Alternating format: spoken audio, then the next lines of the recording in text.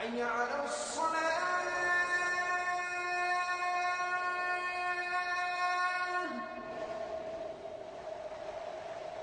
حي على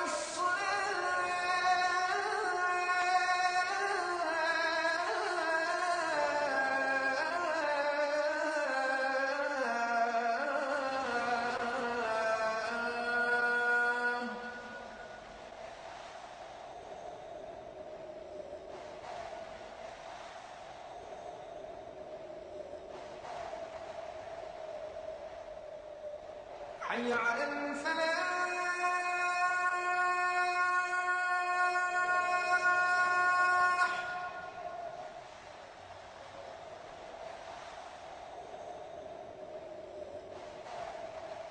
حي على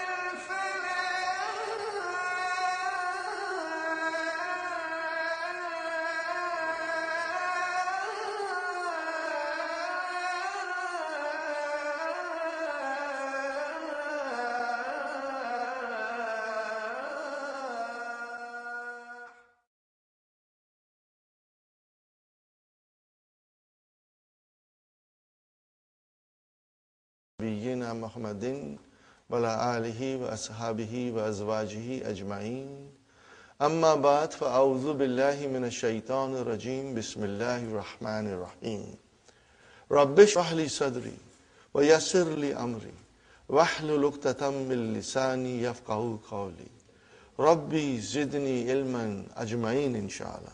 May Allah subhanahu wa ta'ala increase in all of us knowledge. Assalamu alaikum wa rahmatullahi wa barakatuh. Brothers and sisters, on behalf of Talimul Islam and on behalf of Institute of the Language of the Quran, we welcome you to this new Arabic course. Inshallah, this course will benefit you a lot. It will enable you to understand Quran 85% directly, inshallah. And inshallah, your experience in this class will be most enjoyable and very fruitful. From the outset, I must tell you that I'm not a scholar. I do not have any university degrees. All I have is my experience. I went to various places, various countries, and I met so many teachers who are very kind, and they taught me many things in Arabic which made me understand Quran directly. And inshallah, I'm going to share all these things with you so that you will be able to understand Quran when it is recited. When you pray, you know what you are praying. And when you hear tilawat, inshallah, it will touch your heart because you will understand what's going on. We start with our handbook, brothers and sisters. How many letters of alphabet?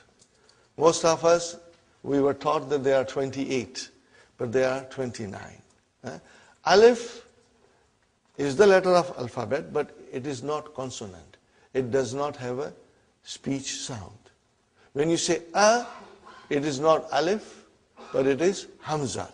And how do you write hamza?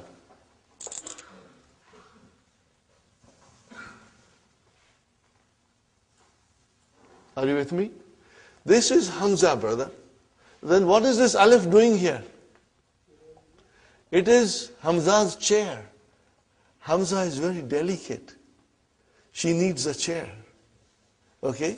So here is alif is the chair for Hamza. Sometimes waw will become a chair for Hamza. And sometimes ya will become a chair for Hamza. So Hamza has different chairs depending on what is in front of her. And sometimes Hamza feels strong and she doesn't need any chair. So there are many rules, spelling rules for writing Hamza that slowly we will learn. You do not have to worry, brother. And I must tell you something, that if you do not understand everything today, brothers and sisters, don't worry. Because tomorrow when you come to class, inshallah, you will understand better. And third day, your understanding will be very strong. And after 1 week, you will say to yourself, I knew this all from my childhood. Okay? Inshallah, you'll get stronger and stronger. So, brothers and sisters, we have to remember, okay, alif is used for elongation. How many? Okay, now in the handout, the next thing is, in English language, there are 8 parts of speech. We know that, and they have been given here. Noun, pronoun, verb, adjective, adverb, preposition, conjunction, and interjection. These are the 8 parts of speech. How many parts of speech in Arabic? 3. Noun, verb, and particles. Harf. Okay? So, brothers and sisters, how come there are 8 in English and 3 in Arabic? But the noun in Arabic also includes pronoun, adjective, adverb, and interjection. They are all covered in this category of noun. So we have to remember. So in fact, they are same as in English, but we do not have 8, but instead of 3. Okay? When we say pronoun, there is a word for pronoun in Arabic, which is damir, but it still comes under the category of noun. This is just a general idea, brother. You will, inshallah, as we go along, you will notice that, inshallah. The next thing is, brother, the letters of alphabet. Okay, brother and sister, and as we said, there are 29 letters of alphabet, out of which 28 are consonants, and alif has no speech sound. When you say a, it is the sound of hamza. Now, how many vowel signs, brother, in Arabic language? Only 3. Dhamma, fatha, and kasra. Are you with me, brother? Dhamma, fatha, and kasra. Now remember, these are short vowels. Okay, they are short vowels. So if I say to you, if I write like this, what will you say? Bu, short, bu. If I write like this, what will you say? Ba, short vowel. And if I say this, then it is bi, short. Now in order to do elongation, I put here alif. Now you see, the job of alif is to elongate. Now this is ba. And then I put waw here, and it is boo. And if I put ya here, it is bi. Are you with me? Now, there are there are three vowel signs. Dhamma, Fatha and Kasra only. And there is a fourth thing we must understand, and it is called Sukoon. Are you with me, brothers and sisters? There are many ways of writing Sukoon. Sometimes it is like a tiny circle. Sometimes they write like this. But I prefer tiny circle because it's better when you want to understand properly. Okay. Now, Sukoon is not a vowel sign. Sukoon is not a vowel sign. What is Sukoon then? Sukoon tells me that there is no vowel sign on the Arabic letter. Are you with me, brother? Okay. Where is the vowel sign here? On ba. What is on vav? It's a Sukoon. Why? There is no vowel sign. There is no vowel sign. Okay. No, this you never write. You never write, but you understand. If I say ba, where is the vowel sign? Ba. On the ba. What is on alif? There is a sukoon. We don't write it, but there is a sukoon. We don't write it. And what about B? Where is the vowel sign? On the B. What is on the ya? A sukoon, because there is no vowel sign. Now these things are to be remembered. And even if you forget, don't worry, because I will be repeating these things often. You know, some of you will, when we go a little bit deeper in the course, all these things will come to you. Okay? So you don't write it. You don't write it, but it is there. Okay. I give you another example, brother.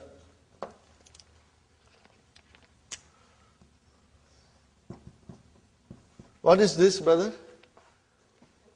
Taba. What is it? Taba. Okay. And what is this? Tuba. Are you with me? Now I write down like this. What is this? Tab. There is no vowel sign on ba. Tab. See how you pronounce ba? Tab. Okay. Now if I say like this,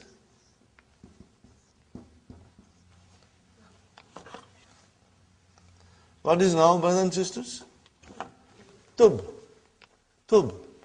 Here it was tuba, and here it is tub. So there is a sukoon on ba. If I write like this, brother,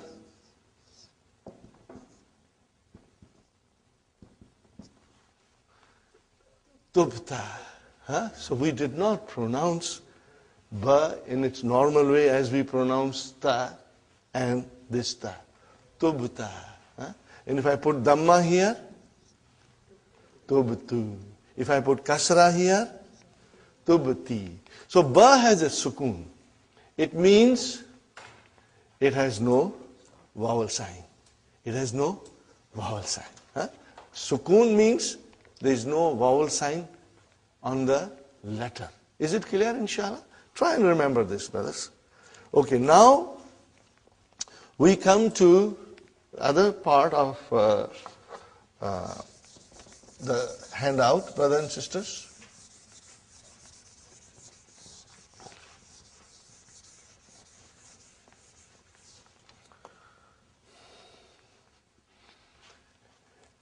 The noun is either definite or indefinite. Sahih, brothers and sisters? Either it is definite or indefinite. What do we do in English when it is indefinite noun? How do we describe it, brother? By using a or an. Are you with me?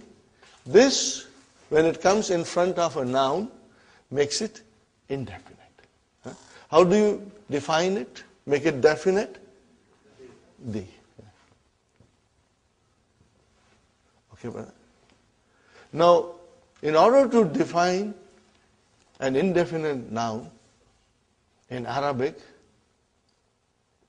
we do not have anything similar to this.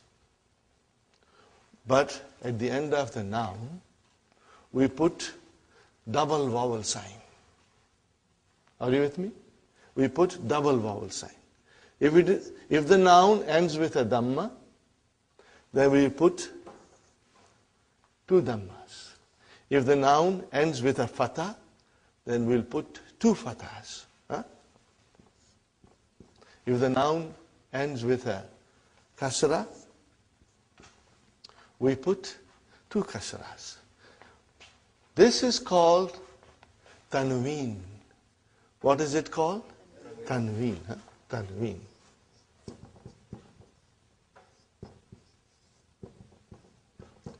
Tanween tells us that the noun is indefinite. Are you with me? Tanween will tell us that the noun is indefinite. If I say kitabun, what is the English? A book. A book? A book. If I say kalamun, a pen. If I say baytun, a house. Sahih, brothers and sisters?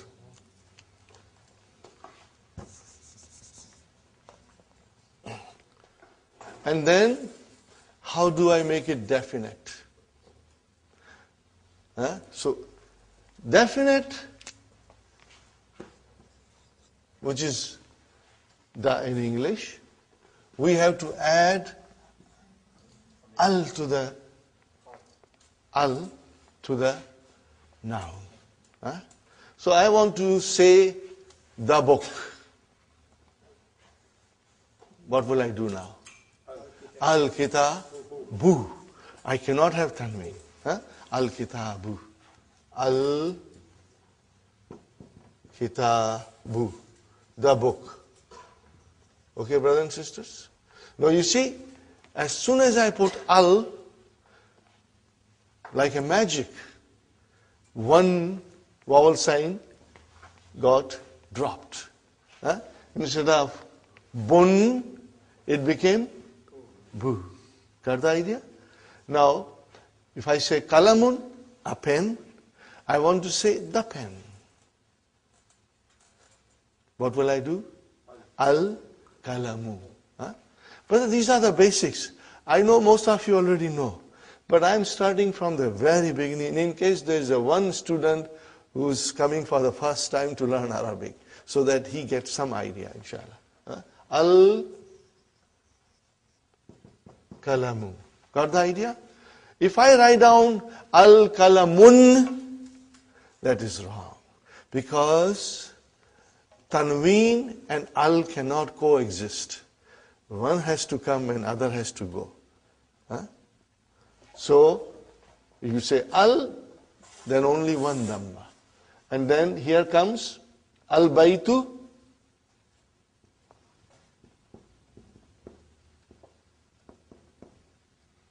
Okay, instead of baytun, it became al-baytu, means the house.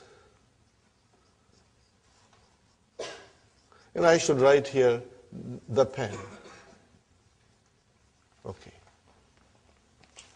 Is it clear, brothers and sisters? Yes. Okay. Now,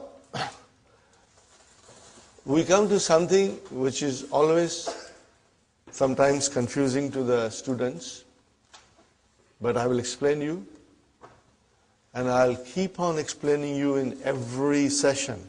Whenever I get an opportunity, I'll be asking you questions and also repeating my point, so that if you have missed it out, you will inshallah remember.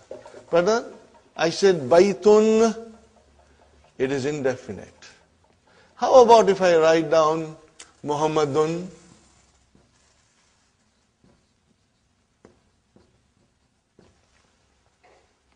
There is a tanween there, which always tells me that the noun is indefinite. But what about Muhammadun? Is it definite or indefinite? It is definite. Brother, how come? Tanween means indefinite, and now you say Muhammad is definite. Yes, you are right. Why? Because Muhammad is a proper noun. All proper nouns are definite. When you say Muhammad, it doesn't mean any Muhammad. It means one particular Muhammad. If I say Ali, brother, how do you write Ali? We always say Ali, but truly speaking, Aliyun, brother. See Tanween? Now Tanween is normally the sign of a noun which is indefinite. But in the case of proper nouns, the Tanween doesn't make any difference. It means the noun is definite. The noun is definite. You will remember this, please. Okay? And I will be repeating it again and again, inshallah. Brothers and sisters, now I come to a very important rule in Arabic, and inshallah I will try to explain you in a nice way, brothers and sisters.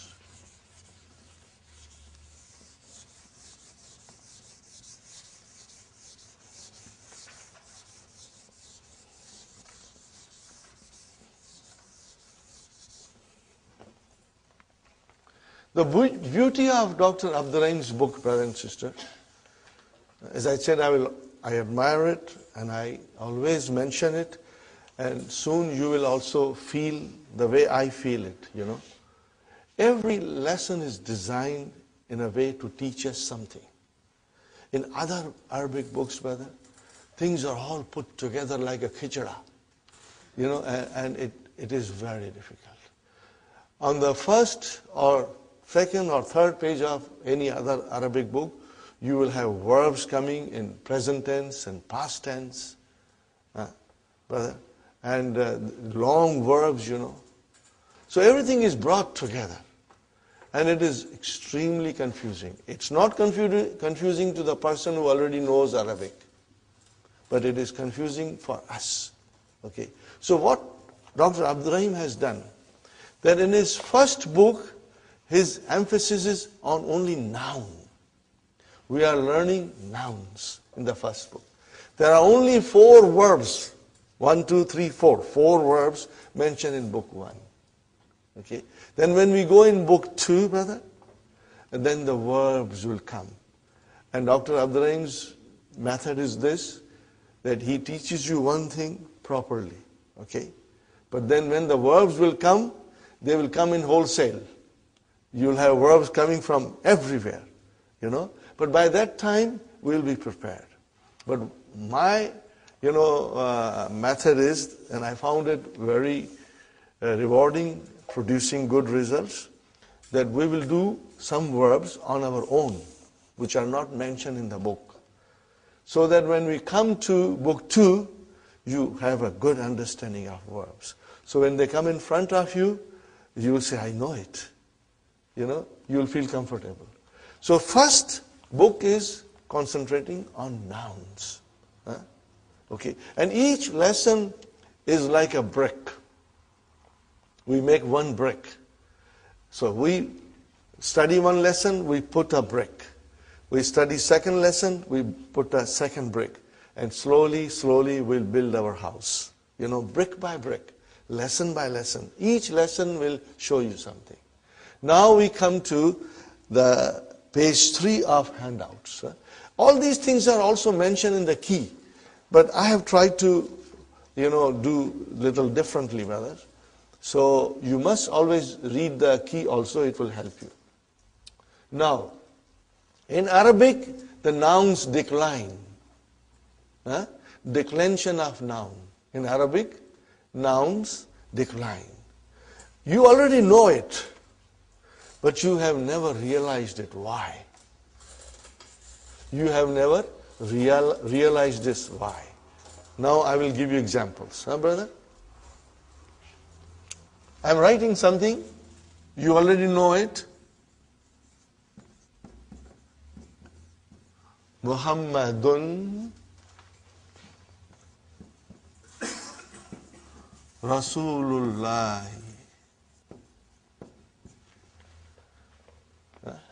What is the English, brother? Muhammad is the messenger of Allah. Very good, brother. Then I say to you,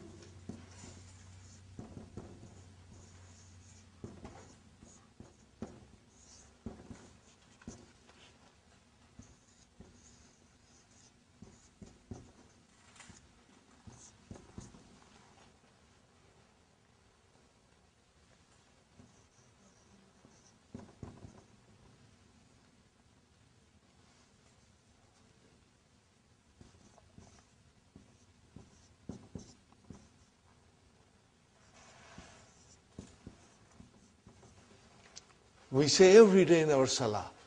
What do we say? Ashhadu anna Muhammadan. Brother, why Muhammadan? Before you wrote Muhammadun, now you are writing Muhammadan. Okay. What will be the English? I bear witness that Muhammad is his slave, brother, and his messenger. Huh? Dot, dot, dot. Okay. Now, every day we say, many, many times, Allahumma. What is the meaning of Allahumma? Ya Allah. What is the meaning of Allahumma? Ya Allah.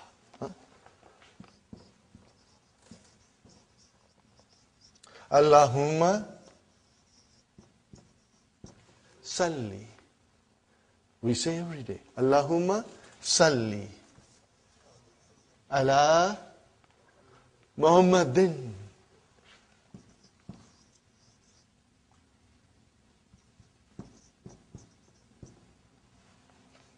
Oh Allah, send your blessings on Muhammad.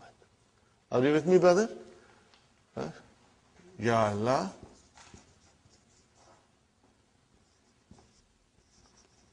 send your blessings on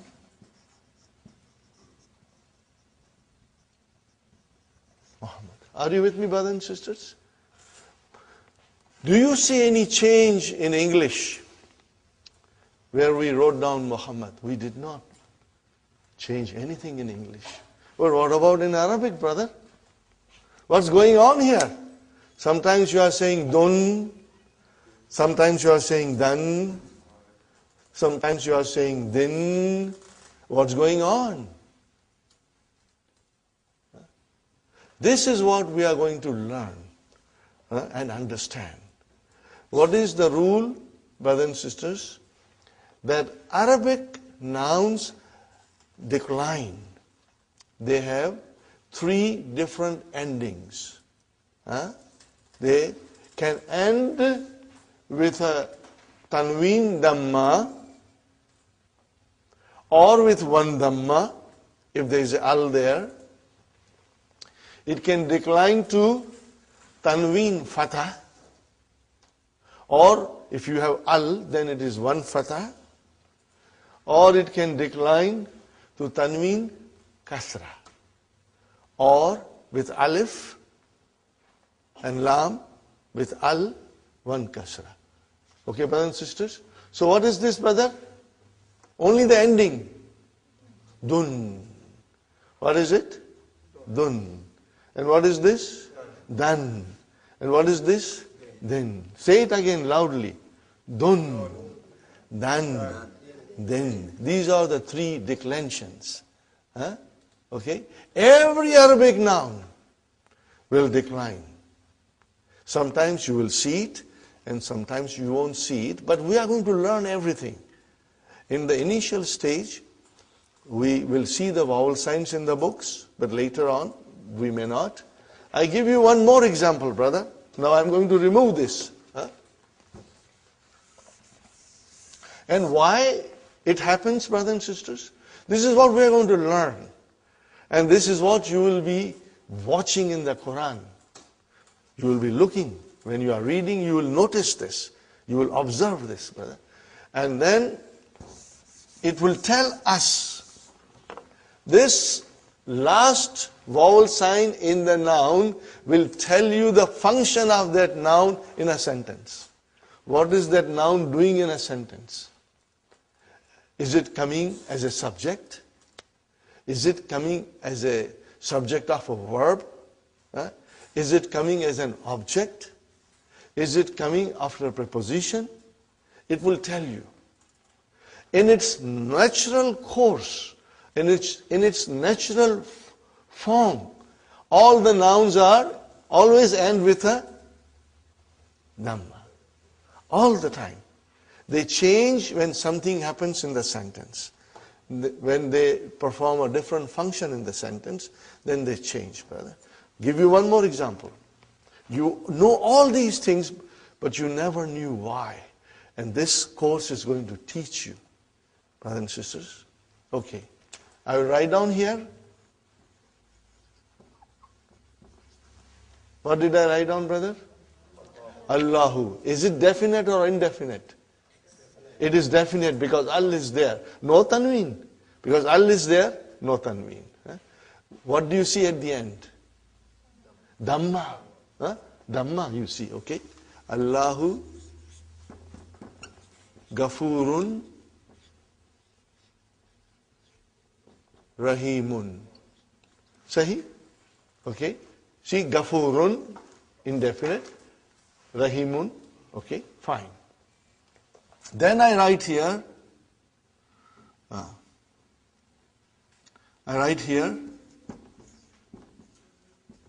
Inna Allah. Why, brother? I put Allahu there, now I am putting ha. Allah. Something is happening in the sentence. Okay? Inna Allah Ghafurun Rahimun. Got the idea, brothers and sisters? Inna Allah Ghafurun Rahimun. Correct? Now what is at the end of Allah? Fatah. Why it is single? Because it is definite. Sahi? Now we say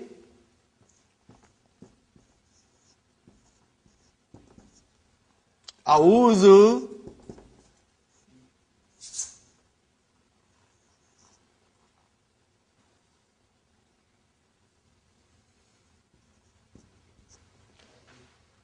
What did I write down? A'udhu. Hey, come on, give me a break, brother. What's going on here? Sometimes you are saying Allahu, sometimes you are saying Allah, and now you are saying Allahi. What's going on? But as we know, the nouns decline in Arabic language. And we are going to learn about that. Are you with me? We are going to learn about that. Okay? And let's learn the terminology now.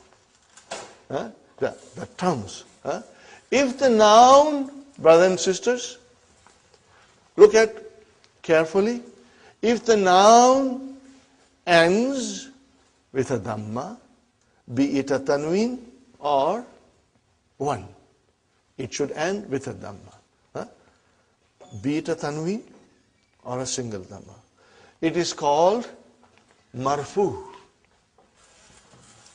What is it called, brother? This you will have to memorize. Marfu. Are you with me, brothers and sisters? If the noun ends with a dhamma, you will call it marfu. You will say the noun is marfu. Okay?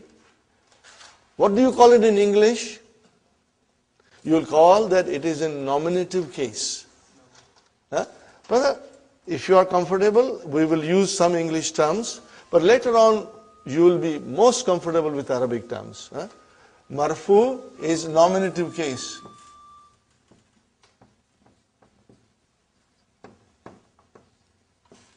Okay.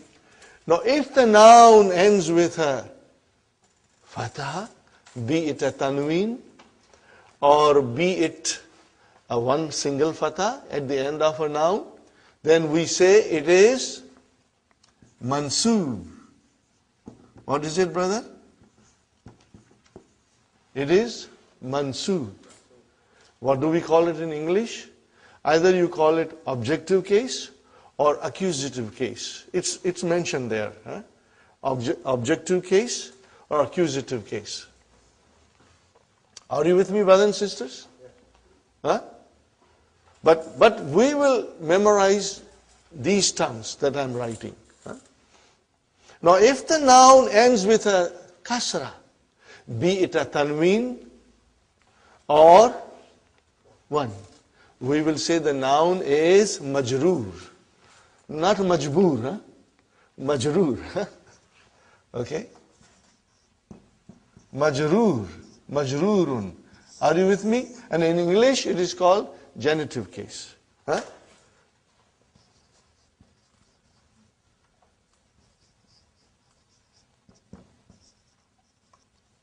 think it is genitive case.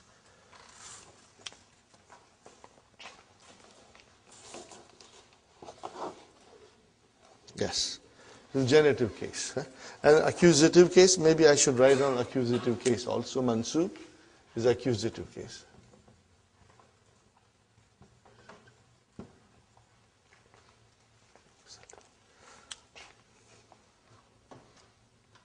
Okay, brothers and sisters?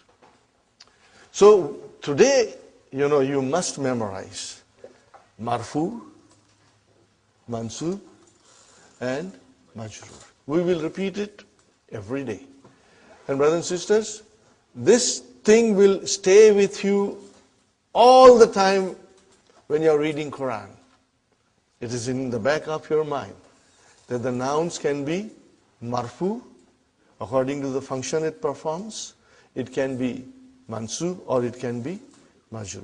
As you can see, we say Allahu Ghafurur Rahim. We said Allahu. As soon as I put inna in front of it, I said inna Allah. We are going to learn what is inna in book 2. The first lesson in book 2 deals with inna. Inna Allah.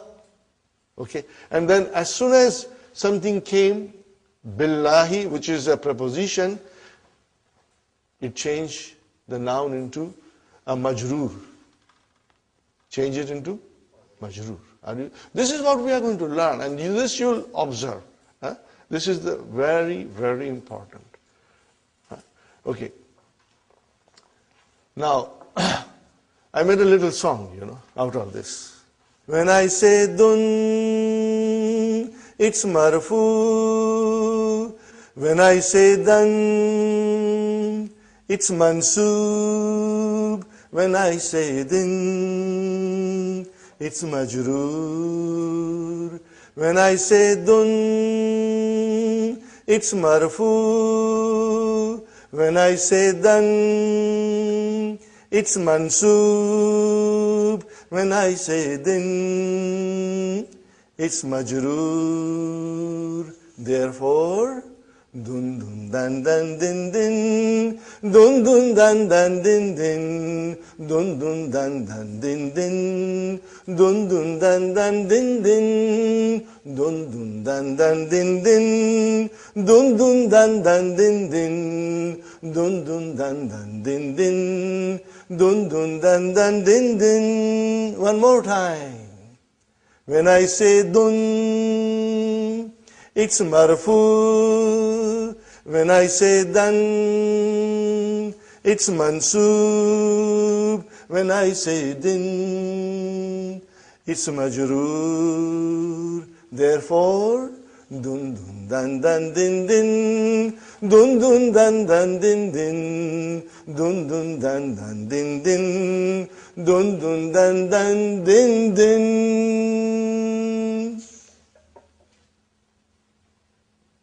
brother? Jazakallah. Okay, so we will remember this, huh? And this will help you. Okay? Okay? And you must always remember. What will you remember, brother? Pronounce this. Last one. Dun. What is this? Dan. And what is the next one? Then. In short, dun dan din. What is it? Dun dan din. That is the way the nouns decline in Arabic. Dun dan din. Okay? Now I compose another song, but I have to, because I'm not a musician, but sometimes I get that inspiration and I do it, you know.